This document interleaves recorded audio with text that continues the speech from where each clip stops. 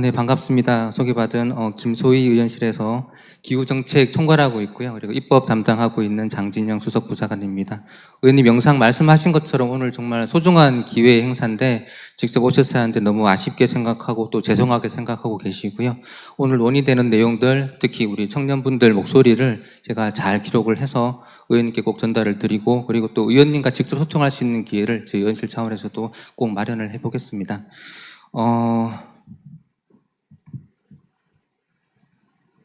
저희 김소희 의원님은 이제 기후변화센터라고요. 기후 관련된 환경단체에서 오래 근무를 하시다가 22대 국회에 이제 비례대표로 이제 기후 전문가로 입성을 했습니다. 그래서 현재는 환경노동위원회 그리고 기후위기 특별위원회 위원으로 활동을 하고 계시고요. 저는 법학을 전공해서 박사학위를 받았고요. 그리고 2006년도부터 국회에서 보좌관으로 계속 일을 하면서 입법안 그리고 정책개발 업무를 주로 하고 있습니다. 기후 문제를 바라보는 굉장히 다양한 시각과 관점들이 있는 것 같아요. 하지만 오늘은 청년분들 대상으로 하는 자리이기 때문에 미래를 준비하고 있는 청년분들이 어떻게 기후 문제를 봐야 될까라는 관점을 중심으로 조금 얘기를 구성을 해봤습니다. 첫 번째 하고 싶은 얘기는 기후 문제는 글로벌 이슈라는 겁니다. 오른쪽에 보면은 우리가 전통적으로 얘기하는 환경 이슈들이 많이 있습니다. 물, 토지, 폐기물들 이슈가 있죠. 근데 이런 거는 상대적으로 보면은 국내 이슈라고 할 수 있고요. 하지만 기후 문제는 원인부터가 일단 전 지구적인 온실가스 문제죠. 한 국가가 해결할 수 있는 문제가 아닙니다. 솔루션도 마찬가지고요. 그리고 특정 국가가 이게 동참을 하거나 뭐 반대를 하거나 이런다고 해서 해결될 수 있는 문제도 아닙니다. 글로벌 차원에서 국제 협력이 필요하고요. 그래서 앞에 박사님께서 상세하게 설명 주신 것처럼 국제사회에서 오랜 시간 동안 논의를 하고 있고, 최근에 파리 협약도 만들어져서 글로벌 국가들이 적극적으로 협력하면서 기후 문제에 대응을 하고 있습니다. 저희가 오늘 두 가지 관점을 좀 청년분들에게 설명을 드리고 싶어요. 기후 문제를 바라볼 때 감축과 적응이라는 큰 키워드로 설명을 많이 합니다. 온실가스 감축이죠. 기후 문제, 기후 변화를 일으키는 온실가스 배출을 줄이자. 그래서 우리 사회를 저탄소 사회로 전환해야 된다 하는 감축의 이슈가 하나가 있고요. 또 하나는 적응의 이슈입니다. 어떤 분들은 이렇게까지 얘기하십니다. 기후 변화 못 막는 거 아닌가? 그럼 어떻게 해야 되지? 우리 국민들, 우리 시민들이 기후 변화로 인해서 피해를 입는데 결국 국가가 책임지고 이걸 지켜야 하는데 어떻게 해야 할까요? 사회 안전방 얘기도 나오고 뒤에 잠깐 더 상세히 설명하겠지만 기후 적응에 대한 이슈가 요즘 더 크게 부각되고 있는 것 같습니다. 먼저 온실가스 감축부터 얘기해 보겠습니다. 저 의원님이 많이 쓰시는 말씀인데, 물론 기후 문제를 보는 관점이 다양하겠지만 기후는 에너지다, 그리고 산업이고 경제다, 이런 말씀을 많이 하십니다. 왜 그렇게 얘기하시는지 하나하나 설명을 드릴게요. 이건 아까 앞에 박사님도 설명하셨지만 기후에 대해서 공통적이지만 차별화된 책임이 필요하다. 탄소 배출을 많이 한 국가는 더 많은 책임을 져야 하고, 그런 얘기를 하고 있는 거고 당연한 얘기라고 생각을 합니다. 우리나라를 한번 볼까요? 위에 보시면 중국, 미국 압도적으로 많은 온실가스를 배출을 하고 있고, 인도, 러시아도 이어지고 있고요. 우리나라도 낮은 순위는 저는 아니라고 생각을 합니다. 1.2% 연도마다 조금 바뀌지만 높은 수치라고 생각을 하고, 거기에 상응하는 온실가스 배출 감축을 위한 노력을 해야 된다고 생각을 하고 있고, 실제 그런 많은 노력들을 하고 있는 것으로 알고 있습니다. 우리나라 산업 구조를 한번 볼게요. 한국 20% 거의 30%에 가까운 제조업을 가지고 있죠. 선진국들 비교해 보면은 우리보다는 조금 낮은 것 같습니다. 이게 뭘 의미하느냐? 제조업은 엄청나게 많은 에너지를 소비합니다. 그런데 이 에너지를 만들려면 결국 온실가스를 배출을 하게 되죠. 석탄 발전 이런 얘기를 하는 겁니다. 에너지 믹스라는 말을 많이 쓰는데요. 한 국가의 전력을 생산하기 위해서 다양한 에너지원들이 있는데 어느 정도의 비중으로 에너지를 생산하느냐의 이슈입니다. 보면은 여전히 석탄 발전이 굉장히 높은 비중을 차지하고 있습니다. 그래서 석탄 발전소를 단계적으로 폐지하기 위한 그런 정책들을 시행을 하고 있죠. 기업을 한번 보겠습니다. 포스코 같은 철강 기업들이 아무래도 온실가스를 많이 배출을 하고 있고요. 석유화학 기업들도 있습니다. 그런데 중요한 게 반도체, 자동차, 석유화학, 조선, 철강 대표적인 온실가스를 많이 배출하는 다배출 산업이라고 불리는 이 산업들이, 이 기업들이 지금 대한민국을 먹여 살리고 있죠. 여러분들의 일자리를 책임지고 있는 기업들입니다. 그럼 어떻게 해야 되나요? 이거를 온실가스 배출 안 하기 위해서 다 없애야 될까요? 그건 아닐 거라고 다 생각을 합니다. 그러면 어떻게 저탄소로 전환해야 될까요? 라는 숙제가 저희들에게 주어진다고 생각을 합니다. 보시듯이 부가가치뿐만 아니고 수출, 고용에서 엄청나게 큰 비중을 차지하고 있는 산업들입니다. 앞에서 글로벌 사회, 국제사회가 탄소 배출 감축을 위해서 협력을 한다라고 말씀을 드렸죠. 근데 그 협력의 이면을 보면은 또 다른 측면이 있어요. 어떻게 보면은 각국이 내세우고 있는 무역 대응 대책들, 특히 유럽연합의 CBAM 같은 거요. 무역 제재일 수도 있고요. 무역 장벽일 수도 있다고 봅니다. 자기들은 어느 정도 우위를 차지하고 있기 때문에 그걸 무역의 무기로 삼아서 후발주자 국가들에게 사다리를 걷어차는 걸 수도 있고요. 우리나라 같이 제조업 위주의 국가들에게는 큰 무역 장벽 이슈로 다가올 수 있습니다. 간단한 문제가 아니라고 생각을 합니다. 또 하나 볼 게 아리백 얘기는 많이 들어보셨을 거고요. 우리나라의 에너지별 가격이라고 이해를 하시면 될 것 같아요. 원전이 제일 싸고요, 석탄. 그런데 밑에 보면은 풍력 발전, 태양광 발전이 상대적으로 가격이 비쌉니다. 그럼 미국을 한번 볼까요? 미국은 태양광, 풍력이 제일 가격이 쌉니다. 이런 나라들은 재생에너지 기반의 아리백을 하기가 쉬운 나라들이고, 이 풍부한 재생에너지 가격 경쟁력까지 갖춘 이 풍부한 재생에너지 인프라를 가지고 국제 글로벌 공급망에 아리백을 이행하세요라고 요구하는 거는 물론 국제사회의 탄소 중립 동참을 위해서는 필요한 방향은 맞죠. 하지만 경제적인 관점에서 본다면 저에게 큰 압박이 될 수밖에 없다는 것을 말씀을 드리고 싶습니다. 왜 이런 얘기를 계속 하느냐?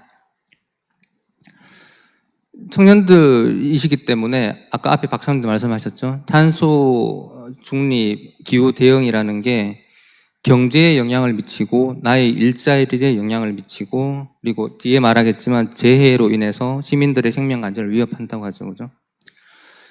물론 국제적인 흐름에 동참하고 당연히 탄소 배출 감축에 동참해야 되는 건 당연한 얘기입니다. 하지만 국익을 지키면서 해야 된다라는 말씀을 드리고 싶어요. 탄소 감축은 당연히 해야 됩니다. 그걸 부정하는 사람은 없을 거예요. 하지만 앞서 말씀드린 것처럼 에너지 비용이라는 걸 무시할 수는 없다고 저는 생각을 하고요.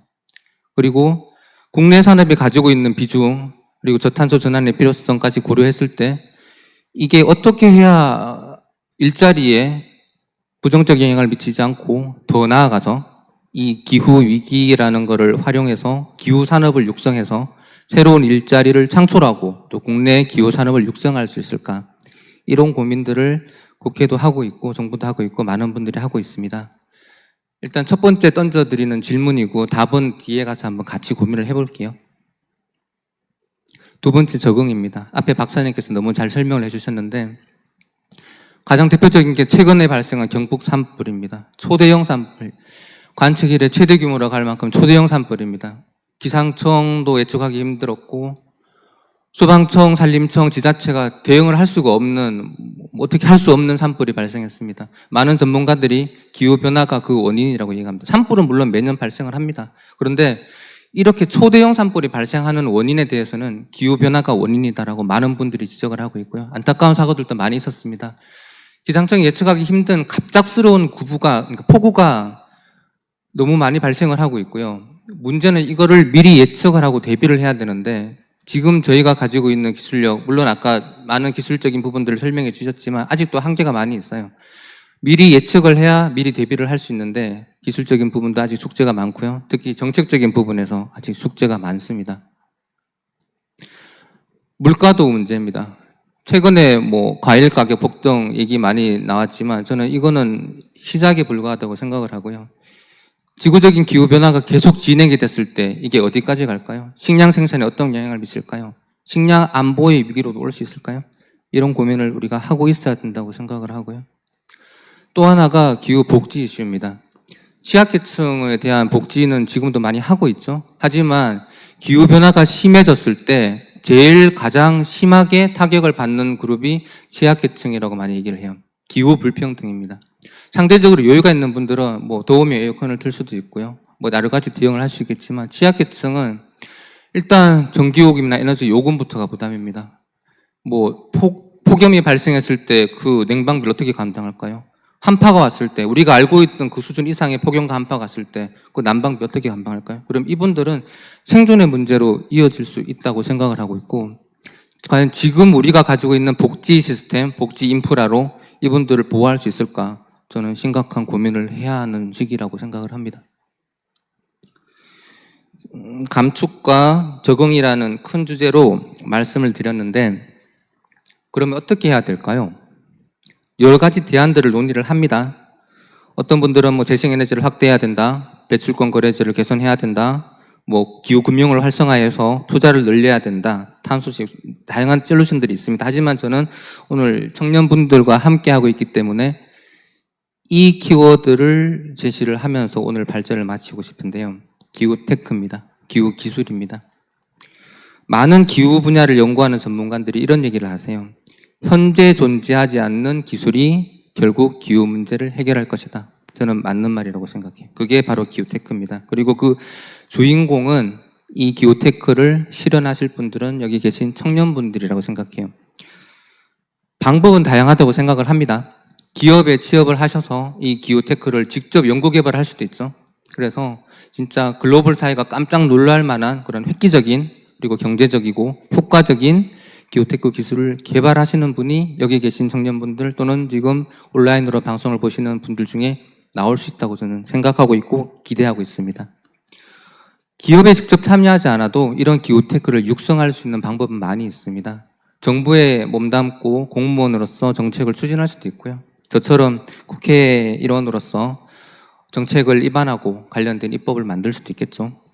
시민단체에 몸담고 목소리를 내면서 기업에 그리고 정부에 이렇게 해야 된다라고 요구를 할 수도 있을 거고요. 오늘 행사를 주최하신 것처럼 언론인이 되셔서 진짜 바람직한 문제의식과 솔루션을 제시하는 것도 가능하다고 생각을 합니다. 어떻게 해야 될까요? 어떻게 준비를 해야 될까요? 저도 20대가 있었고 고민을 많이 하는 시절이 있었는데 뭐 어떻게 보면 당연한 얘기지만 어떻게 보면 정답이라고 생각하는 얘기를 해볼게요. 첫 번째는 관심과 진심이라고 생각을 합니다. 오늘 행사에 참여하시고 지금 온라인으로 보고 계시는 것 자체가 기후 문제에 관심이 있기 때문에 보고 계시는 거겠죠. 근데 단순히 기후 문제를 뭐 어떤 수단으로 또는 어떤 자신의 그냥 개인적인 미래 직업의 수단으로 그게 아니고 진짜 지구적인 문제를 해결해 보겠다는 진심 또는 대한민국이 처한 이 문제를 해결해 보겠다는 진심을 가지고 보는 사람들은 조금 더 다른 시각으로 보지 않을까 생각을 하고요. 또 당연한 얘기입니다. 죄송하지만 그러면 어떻게 해야 될까? 열심히 공부해야 되고요. 그리고 네트워크를 만드는 수밖에 없다고 생각을 합니다. 잠깐 소개드리면은 김소희 의원실에서 에이스 포럼이라는 그런 대학생 청년들을 대상으로 하는 그런 매달 모임을 하고 있어요. 그래서 기후 문제에 관심을 가지신 분들이 오셔서 전문가들의 강연도 저희가 마련해서 듣게 하고요. 그리고 토론을 통해서 청년들의 얘기도 듣고 더 나아가서 아까 앞에 기조발제에서 좋은 설문조사 소개해 주셨는데 청년들이 생각하는 문제의식이 있고 또 나름 생각하는 솔루션들이 있습니다. 저희는 그걸 굉장히 경청하고 있는데 그런 의견들을 듣고 가능하면 저희 의원실 통해서 법안으로도 발의하려고 노력을 하고 있고요. 그리고 정부에 그 제안한 의견들을 전달을 해서 청년들의 목소리다 한번 잘 검토를 해달라 부탁도 하고 있습니다.